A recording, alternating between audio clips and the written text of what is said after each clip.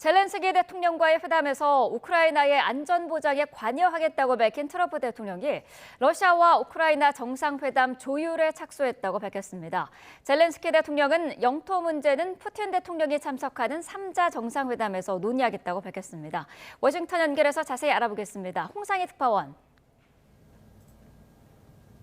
네, 워싱턴입니다. 네, 트럼프 대통령이 회담 뒤에 곧바로 푸틴과 젤렌스키 대통령 회담 조율에 나섰죠. 네, 그렇습니다. 회담을 마치자마자 트럼프 대통령이 러시아와 우크라이나 간의 정상회담 조율에 착수했다고 밝혔습니다. 트럼프 대통령은 SNS 트루스 소셜에 올린 글에서 회담 뒤에 푸틴 대통령과 젤렌스키 대통령의 회담 조율을 바로 시작했고 이후 자신이 참여하는 3자 회담을 할 거라고 밝혔습니다. 오늘 회담은 지난 2월 백악관 회담과 달리 훈훈한 분위기에서 순조롭게 진행이 됐습니다. 유럽 정상들과 다자 회담에서 젤렌스키 대통령은 트럼프 대통령과 역대 최고의 대화를 나눴다며 만족감을 나타내기도 했습니다. 트럼프 대통령은 우크라이나의 미래 안전 보장에 미국이 관여할 것이라고 밝히기도 했는데요. 미군의 우크라이나 주둔 가능성도 배제하지 않았습니다. 트럼프 대통령의 말을 들어보시겠습니다.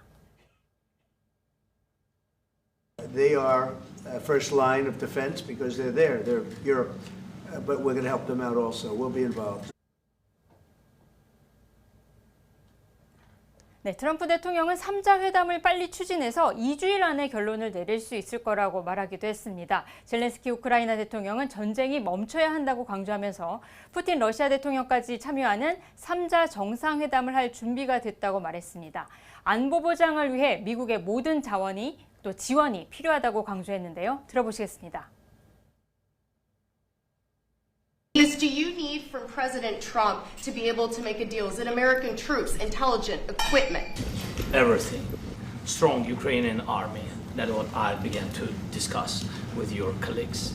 And it's a lot about weapon and then people and training missions and intelligence.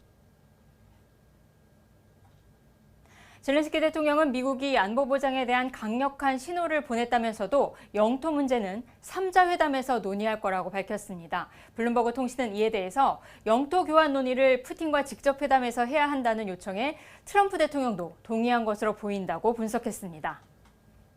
네, 유럽연합과 나토, 또 유럽 5개국 정상이 참여하는 다자 회담도 바로 이어졌는데 어떤 내용이 다뤄졌습니까?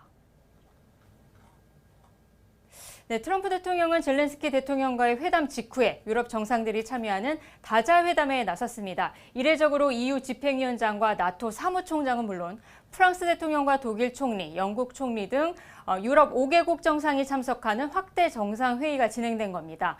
이 다자 회담에서는 우크라이나에 대한 안보 보장 방안, 또 러시아와의 영토 교환 문제가 다뤄졌을 걸로 보입니다. 이들이 이례적으로 모두 참여한 건 우크라이나의 불리한 협상을 막기 위한 행보로 보이는데요.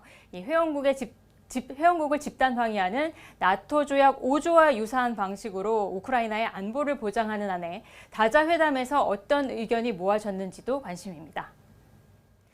러시아는 우크라이나는 물론 유럽 정상들이 참여하는 회담에 경계심을 보였죠. 그렇습니다. 러시아는 트럼프 대통령과 젤렌스키 대통령의 회담 직전에 논평을 발표했습니다.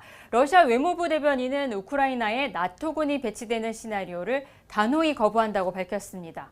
그러면서 우크라이나에 나토군이 배치되면 예측 불가능한 결과가 초래될 거라고 경고하기도 했습니다.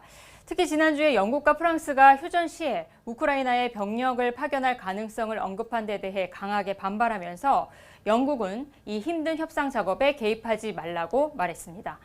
회담을 앞둔 오늘 새벽에는 러시아가 우크라이나를 공격하면서 사상자도 속출했습니다. 우크라이나 하르키우시에서 드론의 아파트 공격으로 생후 1살 반 아기를 포함해서 7명이 숨지고 수십 명이 다쳤습니다. 젤렌스키 대통령은 회담 전에 러시아가 자신이 트럼프 대통령과 종전을 위한 회담을 한다는 사실을 알고 있으면서도 공격에 나섰다면서 이것이 우크라이나의 안보 보장이 필요한 이유라고 강조했습니다. 지금까지 워싱턴에서 전해드렸습니다.